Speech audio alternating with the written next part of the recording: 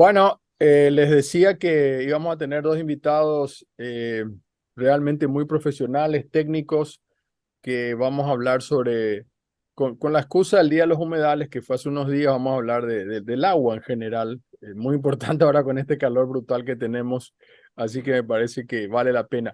Está con nosotros Karim Musalem, él es director de conservación de WWF de Paraguay, tiene también un extenso currículum y entre otras cosas quiero destacar su maestría en ciencias de manejo de cuencas, justamente. ¿Cómo estás, Karim? ¿Qué tal, Leo? Un gusto saludarte. Gracias por invitarnos a tu programa. Muchísimo gusto. Muchas gracias. Y también con nosotros otro especialista que es un investigador, es hidrogeólogo de Uruguay, pero ya prácticamente paraguayo por los años que está aquí, Daniel García Segredo. Hola Daniel, ¿cómo estás? ¿Qué tal? ¿Cómo estás, Leo? Buenas tardes. Un gusto estar contigo. Te agradezco la invitación. Y acá estamos para hablar un poco. Contame así brevemente qué es hidrogeólogo. Y es la parte, la hidrogeología se divide en aguas superficiales, que sería hidrología superficial, e hidrología subterránea. La Ujú. hidrogeología, justamente las aguas subterráneas, que Al- es prácticamente el abastecimiento de agua. Casi toda la gente en Paraguay es de pozo artesiano, como se le dice, que eso Ujú. ya es parte de la hidrogeología. Pero es una rama de la geología, ¿no? Primero hay que ser geólogo y después te especializas en hidrogeología.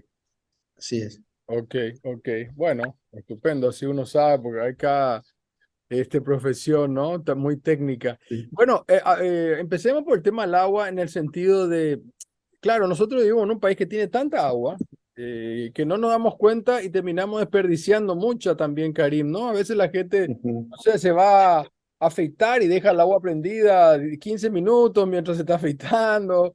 Lavar el Sí. auto es algo así, es la manguera abierta. Es como inacabable en un bendito país que tenemos tanta agua, ¿no? Pero no es así realmente. El agua tiene un plazo también. Sí, bueno, yo creo que es así como dices, ¿verdad? Bueno, sobre todo en la región oriental tenemos esa gran abundancia de agua, de ríos, de arroyos, de acuíferos. Es donde vive la mayor cantidad de población, y también es donde lamentablemente se desperdicia y se contamina mucho del agua que tenemos y de la que disponemos.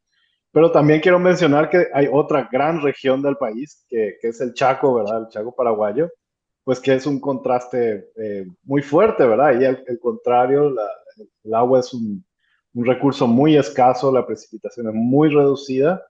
eh, y también el agua, en buena parte del Chaco paraguayo, el agua subterránea, acá Daniel quizás puede explicarnos mejor por qué, pues es agua salada, ¿verdad? Entonces, encima de que llueve poco, el agua subterránea es salada. Entonces, yo creo que hay mucho que aprender de ese tipo de lugares, y es quizás esa abundancia que tenemos en la región oriental la que nos ha hecho pues perder un poco el respeto y la importancia que tiene cuidar la cantidad del agua, pero también la calidad de la misma.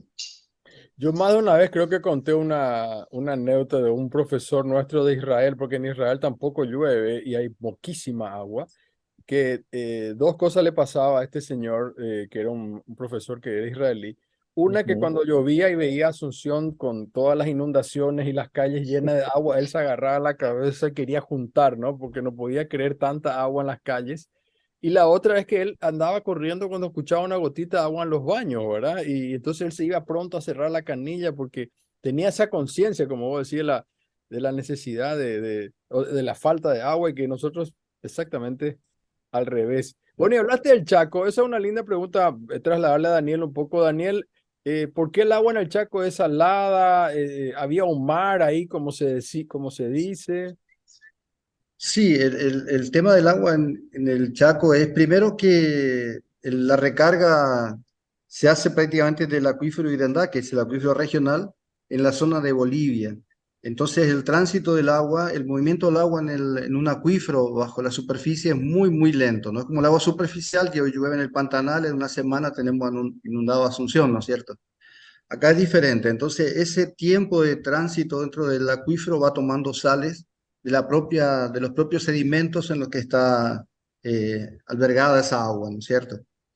Más allá de que también el origen de Chaco es un gran mar, o sea, lo que pasa es que la geología, los años son es muy loco, ¿no? Porque estamos hablando de que antes no estaba la cordillera de los Andes, por ejemplo, y el mar ingresaba de hacia aquel lado, del oeste hacia acá, tal es así que tenemos acá en Vargas Peña, en Itagua, tenemos canteras de lutita que tienen trilobites y un montón de fósiles que son marinos, o sea, la ingresión marina llegó hasta acá, hasta Itagua.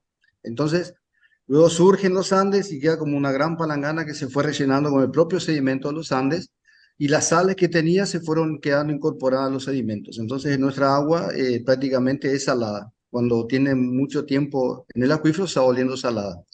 Por eso tenemos agua dulce más hacia la zona recarga, que en la zona de la frontera con Bolivia, en Médanos, y hacia el río Paraguay se vuelve extremadamente salada.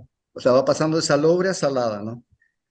Y Ese es el eso, tema. y eso no, te iba a preguntar que siempre se habló de desalinizadoras o cosas así. O sea, la tecnología ya está disponible si uno quiere usar esa agua para que sea potable, digamos.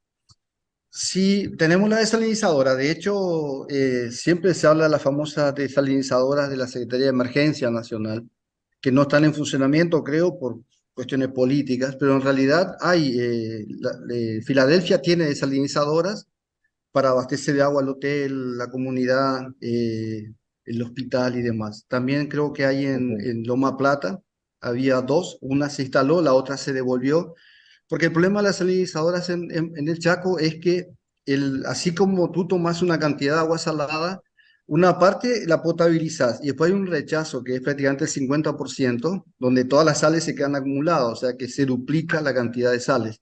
Mm, Entonces, ese efluente es el problema donde colocar, porque no es lo mismo decir, bueno, no sé, quizás en Israel hay una desalinizadora y se vuelve a tirar al mar y es como tirar un grano de arena en una sartén llena de arena, en una playa, pero en el caso del Chaco no tenemos cursos superficiales, entonces lo que se hace es inyectar nuevamente en acuíferos El subterráneos acuífero. que a la larga va a terminar contaminando todo. Entonces una metodología que sí es posible aplicar técnicamente, pero que ambientalmente no es recomendable. Para mí no es recomendable. Tenemos varias Claro. discusiones con eso con otros colegas, pero yo creo que a la larga termina contaminando porque estamos reinyectando nuevamente agua que era salobre, ahora volvemos a salada, ¿no es cierto? Porque mm, duplicamos la salinidad. Las sales que quedaron las mandamos abajo, así es. Pero se aplica, de hecho hay. entiendo, entiendo. Sí, Y a ver, Karim quería decir algo sobre eso. sí, no, yo quería agregar también que otro tema interesante ahí sobre el tema de salinización en el Chaco es cómo manejar el territorio, esas áreas agrícolas que están muy cercanos a ese nivel de agua freático salado, ¿verdad? Y ahí hay una serie de investigaciones muy interesantes de cómo se pueden manejar y cómo, y bueno, la misma experiencia de los productores ahí, las lecciones, ¿verdad?, que han tenido. Es un sistema muy sensible, entonces cuando ese nivel de agua sube, por ejemplo, con riego o porque hay algún cambio, un dique o un camino, cambia el nivel del agua y eso genera una salinización, ¿verdad?, del suelo. Y eso dificulta también la producción agropecuaria. Y ahí, por ejemplo, juega un rol muy importante los bosques de la región del Chaco para mantener ese nivel freático a una distancia segura de la superficie del suelo. Entonces, es una consideración que quería agregar Está a lo bien. que dice Daniel. El agua no solamente como algo que se utiliza para beber, para abastecer a las casas, sino como todo eso también está vinculado al manejo del territorio, ¿verdad? Y cómo también ese manejo puede afectar esa disponibilidad de agua. Eh, el otro día me decía una persona que también trabaja en una ONG sobre el tema agua, que no tenemos un dato real de cuánta agua potable hay en Paraguay, que hay diferentes porcentajes dependiendo a qué instituto uno le pregunta, ¿verdad? Yo no sé si Karino me puede contestar o Daniel eso. ¿Sabemos realmente? ¿Es cierto que no tenemos una manera o un aproximado? Yo personalmente creo que no, porque primero que los acuíferos no todos están estudiados. Acá se ha estudiado por ejemplo, el acuífero Patiño, donde está Asunción y Central, pero tampoco se tiene un volumen exacto de cantidad de agua que tenemos Mm. y no toda esa agua es potable porque las partes superficiales ya se sabe que están contaminadas. Hubo estudios que dieron que había restos de hidrocarburos y cosas por el estilo. Otro acuífero que se estudió fue el acuífero Misiones para nosotros, que es el Guaraní a nivel regional, pero tampoco tenemos un dato exacto porque faltan estudios. Faltan estudios, desgraciadamente, para eso hace falta recursos económicos y de personal, ¿no? Para ir a hacer monitoreo y demás, para poder definir todos esos parámetros. Y en cuanto a las aguas superficiales, tampoco hay todos los estudios, porque, por ejemplo, el Tehuicuarí es una cuenca que justamente por la producción arrocera y demás que hay en la cuenca y el estrés que sufre esa cuenca, sí se ha estudiado bastante. Hoy día uno entra en la página del MADES y dice crítico, cero bombeo, todo lo demás. Se tiene más o menos una información, pero hay un montón de cuencas que no tenemos datos. Tenemos justamente en el Chaco tenemos el río Timán y demás que nunca se ha estudiado porque primero porque gran parte de él está dentro de un parque nacional y un montón de cosas, entonces no tenemos esa información así exacta. Sí Mm. sabemos que hay mucha agua dulce, somos un país de agua dulce, como también tenemos mucha agua salada, ¿no es cierto? Pero nos falta mucha información, estamos muy lejos de tener toda esa información. O sea que no tenemos un presupuesto, por decir así, de cuánta agua entra, o sí hay, de cuánta agua entra, cuánto sale, y cuánto nos queda, Karim, si tuviéramos que hacer así, tipo un medio matemático. Y un Sí, balance, como, ¿no? sería como un balance hídrico, Mm. ¿verdad, Daniel? Sería Bueno, la Sí, así palabra, así se debe la llamar, yo nomás no técnica. sé. Eh, sí, no, definitivamente a nivel país no claro, creo, no hay. ¿verdad? No existe esa información. Pero sí, yo creo que con los colegas que trabajamos el tema, coincidimos habrán muchas cosas en las que no coincidimos a lo mejor, pero como dice Daniel, el tema falta de datos y de estudios y de información es algo que está muy pendiente en nuestro país, ¿verdad? Estamos muy lejos de tener la información necesaria para tomar las decisiones con el conocimiento de lo que podemos causar o de los impactos o los niveles de extracción, etcétera, etcétera. Entonces, yo creo que hay que invertir mucho todavía en eso. Y a nivel Sí, contaminación, digamos, Karim, tenemos, depende de la zona, sería, ¿no? Depende de la Sí, zona, claro, zonas urbanas obviamente tienen que estar mucho más contaminadas, pero tenemos un aproximado de esto. sí, bueno, yo manejo una cifra más o menos de que un 5% del agua servida del país es la que se trata, ¿verdad? Que es poquísimo. A nivel regional estamos muy lejos y es prácticamente no estamos tratando las aguas servidas. En el país lo que hay son algunos cuantos escasos eh, iniciativas muy puntuales, ¿verdad? Creo que hay una planta en Encarnación, algo así. Em, yo encontré justamente ayer un libro muy interesante. Recordé y pensando en esta entrevista que escribió Bruno Gugliari en 1920. Se llama Obras de Salubridad, Aguas Potables y Aguas Servidas. Imagínense, 1920. Y él en este libro ya menciona sobre la urgencia de hacer instalaciones de saneamiento en la ciudad de Asunción. Él se fue, hizo un viaje a Buenos Aires, vio todo lo que se estaba haciendo ahí en materia de saneamiento.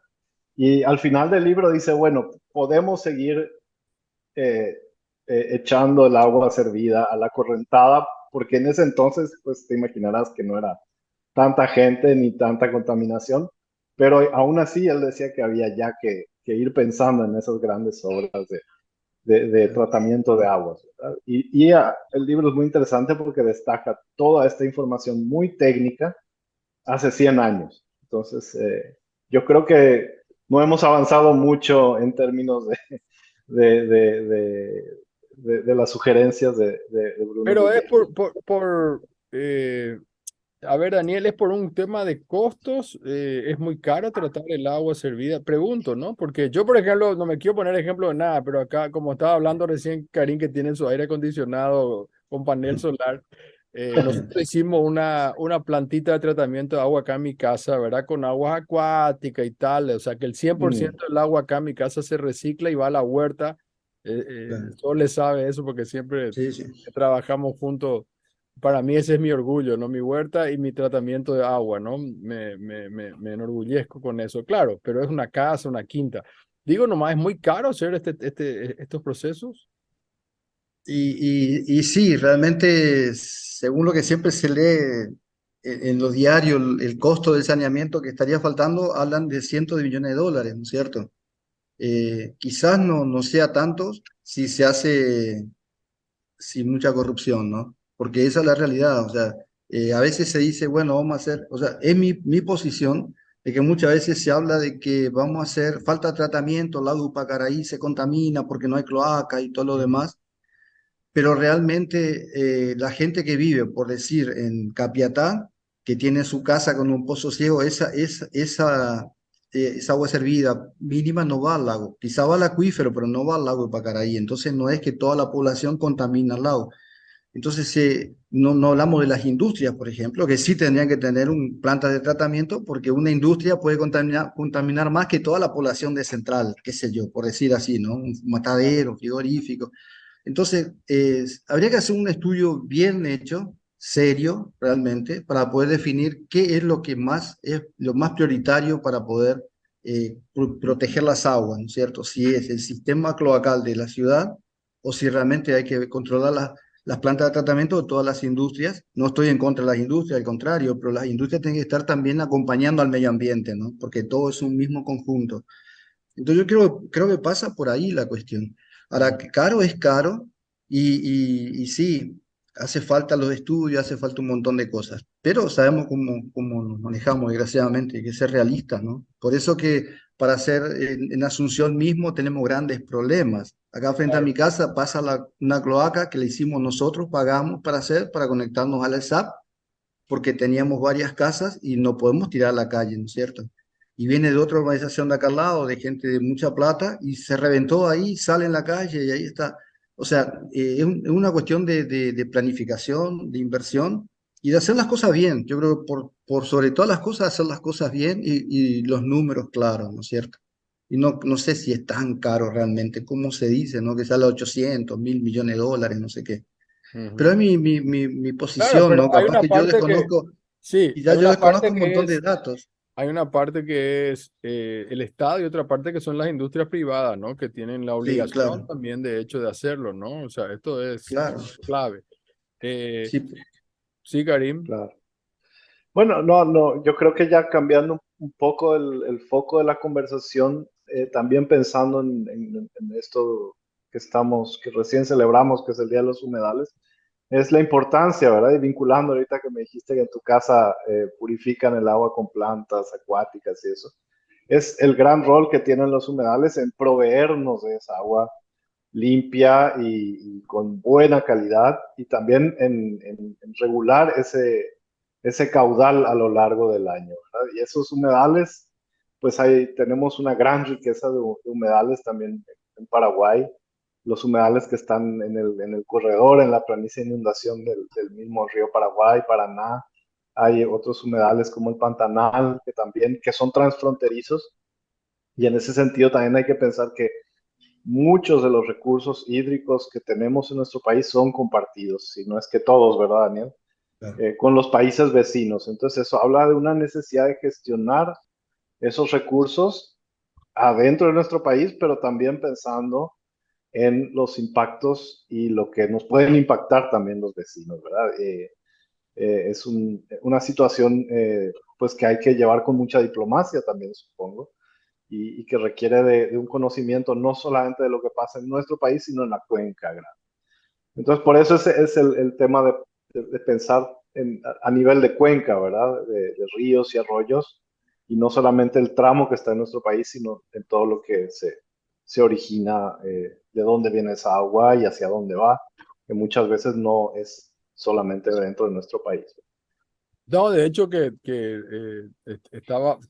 me estaba ya yendo hacia ahí, Karim. Me apuraste nomás. Me estaba yendo hacia el humedal. No, quería cerrar nomás esta parte de la parte subterránea con Daniel, porque también otra cosa que siempre es, no sé si todo el mundo sabe, ¿verdad? Pero volviendo al tema industrial nomás, las empresas que hacen gaseosa, cerveza, agua, consumen agua subterránea, digamos. Yo no sé, Sí, sí. no, tengo entendido que no pagan un canon muy poco, no tenemos idea cuántos miles de litros están chupando de ahí adentro. Entonces, ese también es otro tema, ¿verdad? O sea, mientras hay gente que no tiene agua, hay industrias grandes que están utilizando el agua, que es su materia prima principal, gratis prácticamente, digamos, ¿no? O Claro. sea, le cuesta más la botella, el vidrio, la tapita que el agua, que no sé, será el El agua mismo. 80% o Sí, más de su materia prima. sí, sí, de hecho hay una ley de recursos hídricos, ¿no? Que es la 3239 del año 2007, Ujú, pero nunca se pudo reglamentar. De hecho, se trabajó mucho con gremio, por ejemplo, con la Asociación Paraguaya de Recursos Hídricos, con ONGs, con un montón de... y se sociabilizó por todos lados este borrador de reglamentación y se había terminado de elaborar y se había presentado al CONAM, que antes había, no sé si sigue existiendo, el Consejo Nacional del Ambiente, que era parte del Sistema Ambiental Nacional, y habían aprobado una parte del... Y en el CONAM están las instituciones del Estado que trabajan con agua y también la Unión Industrial Paraguaya, la Asociación Rural del Paraguay, el gremio de las ONGs y demás. Ahí está todo el mundo englobado en ese Consejo Nacional. Ahí ujú. se aprobó una parte de la reglamentación que se había puesto y había quedado justamente pendiente porque había que ajustar algunas cosas, la parte de los canon, el canon para cobrar un mínimo por el consumo del agua. Eso luego se corrigió, se armó todito. Eso fue en el 2012, se presentó al CONAN, fue aprobado. Y bueno, y yo en esa época estaba en la Dirección de Recursos Hídricos, en la Secretaría del Ambiente, y la orden del ministro era justamente organizar todo eso, lo que estaba con letritas verdes, rojas, poner todo en un solo formato para presentar en presidencia para el decreto reglamentario. Luego vino el cambio de gobierno y todo lo demás, y bueno, y eso quedó archivado. Luego se reactivó un poco en la época de Federico Franco, allá por noviembre se le quitó parte de lo que era el canon y ahí está archivado. Hasta ahora nunca se hizo. Hace poco salió una resolución ministerial del MADES que dice que la Dirección de Hídricos tiene que elaborar ese decreto reglamentario que va a salir a través de resoluciones. O sea, mañana hay otro ministro y dice hago otra resolución y cambio, ¿no? No es un decreto que también se puede cambiar, pero un poco más difícil de cambiar. Y en esa situación estamos. Entonces, dentro de ese decreto, ese reglamento, estaba previsto el costo del agua. Y había diferentes categorías, si era consumo humano, consumo ganadero, consumo Hoy no industrial y demás. pagan, Daniel, Hoy nadie paga nada. hoy nadie Hoy paga. nadie paga nada. Vos podés poner una botella de hora de agua con cualquier marca nacional o internacional y no pagas nada. Simplemente pagás por la botella, por el cartelito, por la publicidad y demás. Pero se había hablado en esa época con la gente que representaba algunas empresas estas grandes, la misma SAP, y el costo que iba a tener, el porcentaje del canon que iban a pagar era tan mínimo que no justificaba nada para ellos. Pero hubo otras empresas que sí crearon problema y bueno, ahí se quedó trancado ese tema. Y hoy día, resumiendo todo esto, podemos decir que nadie paga nada, o sea, no se paga el agua. El agua no tiene costo en Paraguay, Increíble, todavía. increíble. Y sí, por eso no podemos tener tampoco un control de cuánta agua se está usando. Tú me preguntabas hace un rato cuánta agua entra y Exacto. cuánta agua sale. El agua que se saca en un pozo por extracción y es para riego, para, qué sé yo, para envasar o lo que sea, es agua que sale de un acuífero, es agua que sale del territorio hacia otro lado, hacia otra cuenca o lo que sea, pero no sabemos cuánta es. Porque si yo tengo un pozo en mi casa y bombeo todo lo que quiero y no tengo un medidor y no sé cuánta agua saco, y si sumamos con todas las casas del territorio del Paraguay, no sabemos cuánta agua sacamos. Entonces, ese balance hídrico que hoy hablamos es muy difícil de elaborar, ¿no es cierto? Por ahí pasa la cuestión. Permítanme una breve pausa cortita y ya volvemos. Dale.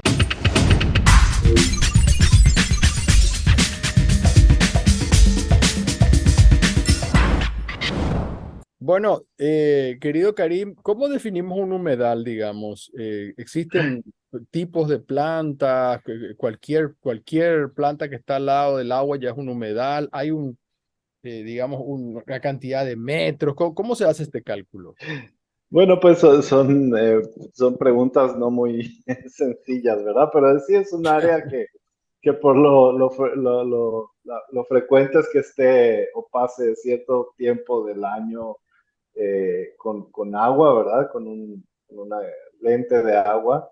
Y son realmente, diría yo, ambientes medio transicionales, ¿verdad? También entre los cuerpos de agua y la tierra, ¿verdad? Entonces a veces es por acción de inundaciones de un río, a veces es por la lluvia, a veces son áreas con poco drenaje que pueden permanecer inundadas con agua y lluvia por más tiempo, ¿verdad? Y sí, son característicamente, hay especies de fauna y de flora que se adaptan a esas condiciones, ¿verdad? Húmedas bueno, sobreviven en ese tipo de ambientes. Seguro que hay explicaciones mucho más técnicas que se pueden dar, pero sí, son también todo un reto para mapear, para delimitar, porque no siempre son tan claros, ¿verdad? Acá empieza, acá termina el humedal. Son sitios que, como las ecorregiones, van transicionando hacia otras cosas y que normalmente se encuentran en un mosaico de vegetación de diferentes tipos, ¿verdad? Pero no podemos negar su importancia en el sentido, ¿no? De que son como esas esponjas que filtran, ¿no? El agua y que hacen que tengamos más agua potable, ¿verdad? O sea, a medida que quebremos el sistema, digamos, natural que hay, que existía, digamos, antes que los humanos empecemos a hacer tanto desastre, digamos, o sea, todo Sí, estaba perfecto. Entonces, ahora con me refiero que sí, cualquier no. cosa puede afectar, todo lo que esté cerca de una cuenca termina afectando al agua. Sí, sí, sin duda, Leo. Para mí son una forma de escribirlos, son amortiguadores Mm. de esas sequías o inundaciones. O, si nosotros no tuviéramos esos humedales, las inundaciones serían mucho más agresivas, los ríos se secarían más pronto. O sea, creo que esa capacidad de, de regular es lo más importante que tienen los humedales, ¿verdad? De regular esos extremos y de hacerlos más suaves, ¿no? Y de hecho hay muchos estudios a nivel internacional que han identificado ese rol, ¿verdad? Cuando hay pérdida de vegetación de humedales, bueno, la reacción es mucho más fuerte, ¿verdad? La inundación se viene más fuerte, el río se seca más rápido, no tiene esa capacidad de amortiguar. Entonces, yo creo que sí, como lo dices, como una esponja. Y a la par va filtrando, ¿verdad? El agua, así que va mejorando la calidad del agua que ingresa a esos sistemas. Y existe Y una, bueno, por ejemplo, se puede calcular eso económicamente, te digo, porque yo no sé si en otros países uno dice, tal vez, bueno, en vez de deforestar o en vez de convertir en un emprendimiento inmobiliario una zona y secar nomás la humedad, a lo mejor alguien me protege y me pagan por proteger, digamos, así como el carbono, digamos, como, como los bosques, o sea, porque finalmente vemos lo que pasa en, no sé, con los arrozales o vemos lo que pasa en Ñembucú. A mí me llama mucho la gente en Ñembucú ujú, preocupada por sus humedales. Aquí, históricamente, donde está el peaje en el, cerca de Upacaraí, me contaban que había ujú. un humedal brutal que se terminó secando cuando se hizo esa ruta y así, ¿no? Así avanzamos y avanzamos. Entonces, ¿se puede tener un costo de eso? Por lo menos en otros Sí, países se hace. sí, hay toda una rama de la economía que se dedica al estudio de los servicios ambientales, ¿no? Y a la valoración económica de los servicios ambientales o servicios ecosistémicos se les llama también. Y hay metodologías, algunas pues más precisas, otras con ciertos supuestos que han avanzado en ese tipo de cálculos, ¿verdad? Am, y es muy importante porque permite poner en contexto lo que uno realmente recibe de estos servicios ecosistémicos, no solamente en los servicios de regulación hídrica y de calidad del agua, en otros servicios, captura de carbono, otros servicios que son relevantes como la producción misma de alimentos, ¿verdad? Que puede depender del agua que se provee a través de una humedad. El problema está en que ese valor, pues raramente está en la ecuación, ¿verdad? De un modelo de negocio o de una decisión política sobre eso. Entonces, hay mucho que hacer todavía en ese sentido, ¿verdad? En valorarlos, en hacer el ejercicio de ver cuánto eso da, pero también en incorporar eso después a las políticas públicas. Daniel, volviendo al Sí, Chaco y el agua subterránea, me decías que está Irendahue, que es como como el acuífero ahí, ¿no? El de agua dulce sí, como la reserva. Y sí. es cierto que se han instalado muchos emprendimientos ganaderos, incluso algunos ya están probando con soja. O sea, estamos hablando de un bombeo de miles de litros de agua para pastura, digamos, ¿no? Entonces, eso, ¿qué consecuencias puede traer al Chaco? Y bueno, se está haciendo baterías de pozo para hacer sistemas de riego de pasturas. Eso implica que son pozos que están usando electrobombas, son pozos de gran diámetro con electrobombas de 180 200 HP de fuerza, cuando comúnmente se usa de 5, 7,5, para que imagines la diferencia entre el agua de la bomba de una comunidad y la de un sistema de riego de estos.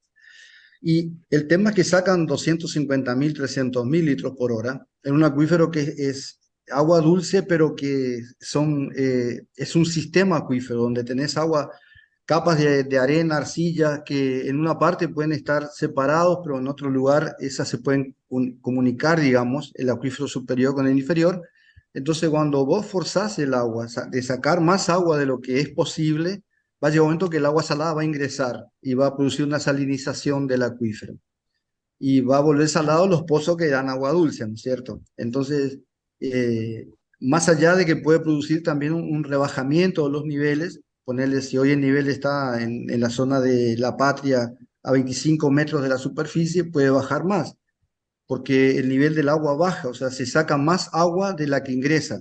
Mm. Ahí sí hay una ecuación, por más que no tenemos los datos, pero hay una ecuación de que si uno saca más agua de la que ingresa, evidentemente baja el nivel y se produce una sobreexplotación del acuífero. Esa sobreexplotación puede producir eso, la salinización, se puede secar, pueden pasar un montón de cosas. Tenemos acá en la zona del limítrofe de Asunción, por ejemplo, tenemos una sobreexplotación en la zona del borde, digamos, del acuífero Patiño, sobre el río Paraguay, y hace que los niveles bajen y el agua salada del Chaco ingresa por debajo del río Paraguay y vuelve salado todos los pozos que están en la costa del río de este lado de acá, ¿no es cierto? Hacia el este. Pasa lo mismo en Benjamín Acebal. Benjamín Acebal tiene un paquete de formación geológica que tiene agua dulce en un ambiente de agua salada. Entonces, cuando aumenta la extracción, el agua salada, el agua dulce empieza a bajar y el agua salada invade esos lugares y ahí se vuelve salada el agua en la ciudad de Benjamín, por ejemplo, que tiene también grandes problemas cuando hay muchas sequías. Y ni que hablar en el Chaco Central, ¿no? Que se abastece de paleocauces, que son pequeños cursos del río Pilcomayo que quedaron abandonados porque el río no ingresó más al territorio en esa zona, se llenaron de sedimentos, se colmataron y tienen agua de lluvia, ¿no es cierto? Y ahí se saca el agua en las colonias, donde se crían el ganado lechero y todo lo demás. Pero ¿qué pasa? Llega un momento que si uno explota demasiado ese acuífero, que es limitado porque es un curso de agua relleno de arena con agua dulce, baja esa agua dulce y entra el agua salada. Entonces se vuelve salobre el agua o se vuelve salada. Uno va, por ejemplo, en diciembre a Filadelfia y los aguas de pozos son salobres, ¿no? Hasta que empiezan la lluvia y vuelve a mejorar la calidad del agua. Entonces, eso mismo va a pasar con el acuífero regional, ¿no? Que no es en pequeña escala, como podemos hablar en un paleocauce en el Chaco Central, sino que es un acuífero regional, pero que tiene un problema, ¿no? Que es agua dulce y agua salada, está todo ahí mezclados, ¿no es cierto? Entonces puede crear un caos. No es no es decir, bueno, acá solo agua dulce, ¿no? Por Claro, ahí ejemplo, en el Chaco es mucho, como decía Karim, mucho más sensible que en la región oriental.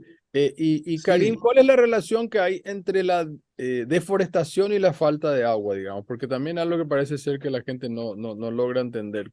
¿Cuál es el trabajo que hacen los árboles para, sobre todo a los costados del río, de las cuencas? ¿Por qué tenemos que cuidar esto para que tenemos algo bastante obvio, ¿no? Somos el país que tiene energía limpia en el mundo, tenemos dos represas, bueno, eso tampoco es de por vida, digamos, no es que esto va a durar 100 años. Sí, no, claro, bueno, la relación de los bosques riparios y la calidad del agua de los ríos y arroyos es algo por lo menos casi indiscutiblemente reconocido por la ciencia, ¿verdad? En hidrología, de la importancia que es mantener esa franja de protección de los ríos y arroyos, ¿verdad? Son la última defensa de los ríos para recibir contaminación, sedimentos, por eso son tan importantes. El otro es el rol de los bosques en general en el ciclo hidrológico, ¿verdad? Y eso es a nivel local también. Regulan también la reacción de una cuenca, un río, un arroyo. Quizás en Paraguay no lo vemos tan de cerca porque somos un país que no es tan montañoso, ¿verdad? Pero la red hídrica, cuando no tiene esta franja de protección, bueno, también reacciona de una manera mucho más agresiva, ¿verdad? A mí me gustaría también mencionar lo que comenté hace un rato, que era, por ejemplo, en el Chaco, el agua salina está muy cerca de la superficie, muy cerca, ¿verdad? El agua salada, perdón. Y los bosques lo que hacen es extraer agua del subsuelo, haciendo que el agua nos sobresalga, ¿verdad? Entonces, de cierta forma, ayudan a que no se salinicen esos suelos. Está bastante bien documentado allá en esa zona, ese rol que tienen los bosques para la regulación. Entonces, en general, tanto humedales como bosques tienen esas funciones hidrológicas estabilizadoras del sistema que permiten que los ciclos hidrológicos continúen, ¿verdad? Y que seamos resilientes a esos extremos. Cuando los eliminamos, pues perdemos esa resiliencia, esa capacidad de resistir. Y incluso, para comentarlo, un fenómeno que se está, digamos, en los últimos años estudiando es el tema de ese efecto de evapotranspiración de los bosques y de la vegetación natural hacia la atmósfera, ¿verdad? Y eso cómo influye en la humedad de otras zonas. Entonces, un lugar como el Amazonas, como el Chaco, la evaporación que se genera en esas áreas naturales puede afectar a través de conexiones de humedad hacia otras regiones. Entonces, podemos estar viviendo sequías que puedan de cierta manera estar vinculadas con la pérdida de vegetación natural en otras áreas. Y con Sí, yo, relación, sí, no, quería preguntar con relación sí. a los dragados, Daniel, quería preguntarte de los dragados de los ríos también.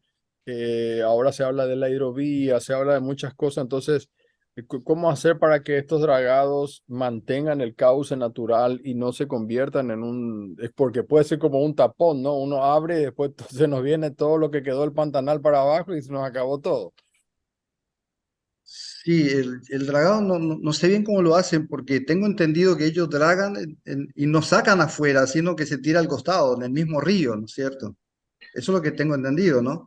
Entonces se hace el canal, pero con el tiempo el agua misma del río vuelve a llevar los sedimentos al río. Entonces, lo que se hace es mantener la navegabilidad del río. Ujú. Pero hay un tema con esto de los dragados, que también el río tiene un montón de biodiversidad, tiene peces, los peces tienen un periodo en que desovan y uno draga justamente, puede estar en ese momento poniendo justamente los huevitos, no sé, el surubí, por decir algo, dragamos y fundimos todo, entonces también esa biodiversidad también se puede romper, o sea, no es que se puede dragar en cualquier momento del año, sino que creo que tiene que haber un estudio de esa parte, ¿no? Eso se habló mucho cuando se iba a cambiar aquel decreto reglamentario que justamente hablaba del tema de los dragados.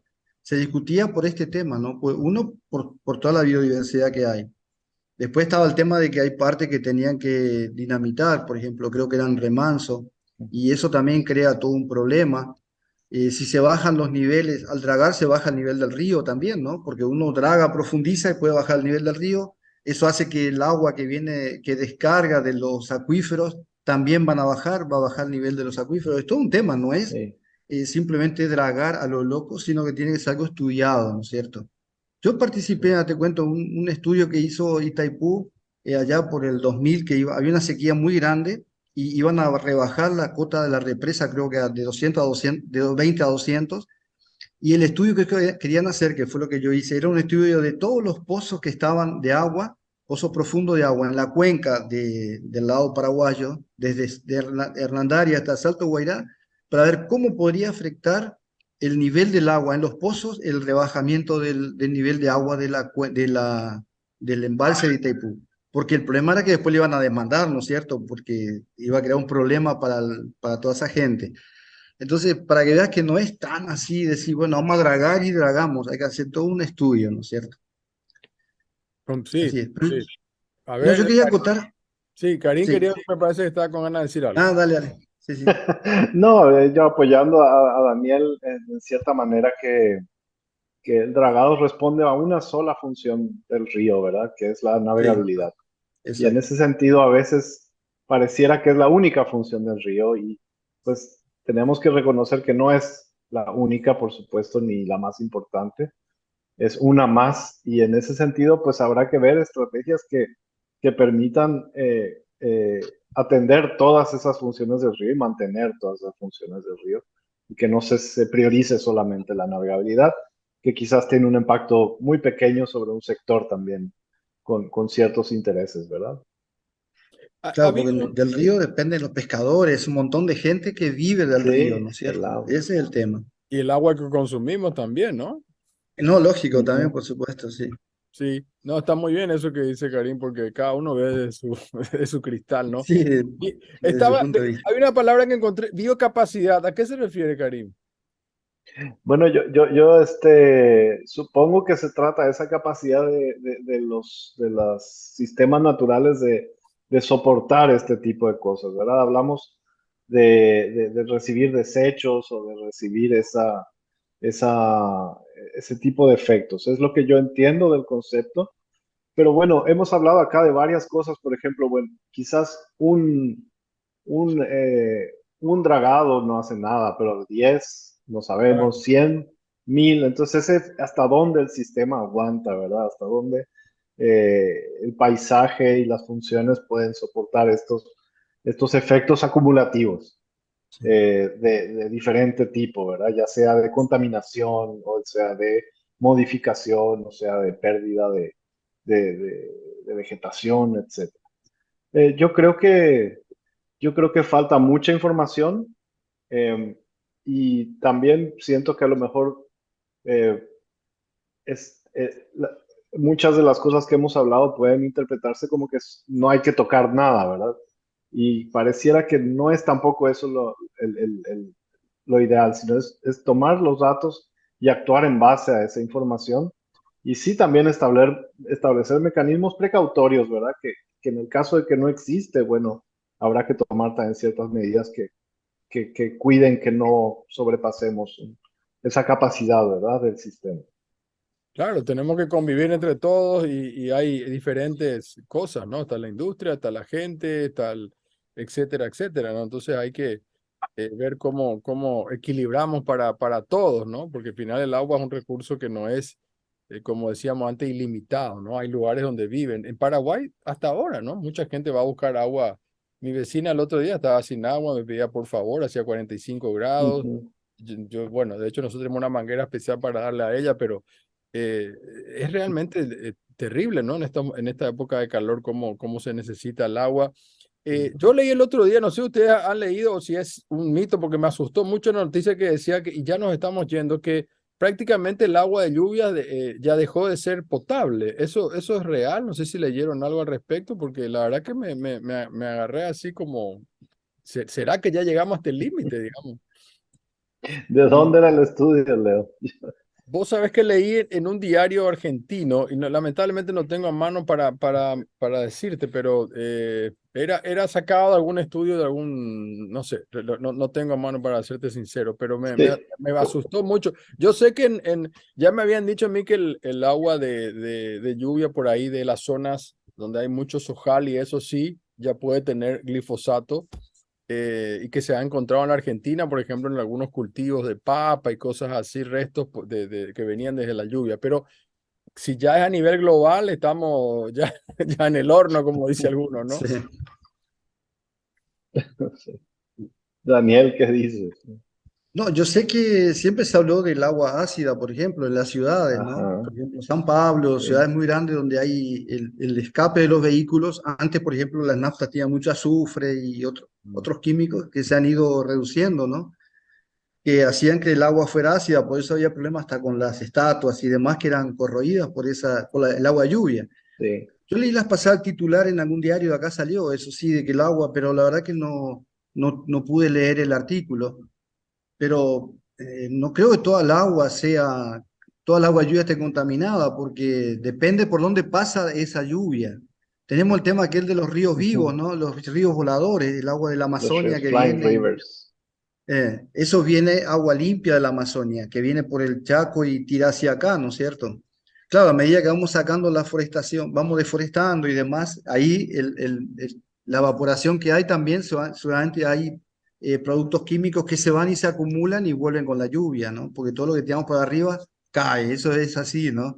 Entonces, creo que por ahí pasaría, ¿no? Pero no creo que sea tan así de que toda el Entonces, agua de por lluvia. ahora no dramaticemos para no meter la No, pata no, acá, porque tratemos de subsistir ahí. Hay vamos problemas más a, graves que ese, ¿no? bueno, vamos a tirar a lo último positivo, Karina. A ver, decime algo que te nace el corazón positivo para ir cerrando la entrevista. Bueno, pues que para mí es muy necesario reconocer la importancia de la naturaleza, de los ciclos hidrológicos, de los humedales, de los bosques para nosotros mismos. O sea, habrá gente que no ve mucho la relevancia de la biodiversidad o de las áreas naturales. Son pajaritos, son cuestiones románticas, pero no es así. Esas son cosas que nos afectan directamente a nosotros, que son cosas que nos impactan diariamente. Y bueno, por lo menos si no nos interesan otras especies o estas cuestiones o la naturaleza, pues por lo menos que nos interesen por los beneficios que como sociedad percibimos, ¿verdad? Creo que es. Daniel, Sí, no, yo por ejemplo diría que una frase que decía un profesor en la facultad, ¿no? Que el agua es el elemento aglutinador del medio ambiente. O sea que el pajarito, el pescado, las plantas, todo gira en torno al agua. Quitamos el agua y quitamos todo. Nos vamos a Marte, no sé, a la Luna. Entonces, el agua es fundamental proteger. Si cuidamos el agua, vamos a poder tener todo el resto del ambiente. Y siempre todo el desarrollo, que hay que estar a favor del desarrollo, tiene que ser compatible con el medio ambiente y tratar de contaminar lo menos posible, ¿no? Y esperemos que lograr eso, ¿no? De proteger los recursos que tenemos, que de a poco se nos van degradando. Karim, muchas gracias por tu tiempo. Igual a ti, Daniel, por tu Gracias, parte. Leo. Muchas No, gracias. gracias, Leo, estamos a las órdenes. Un gusto, como siempre. Igualmente, hacemos Un una breve gustazo. pausa y ya volvemos.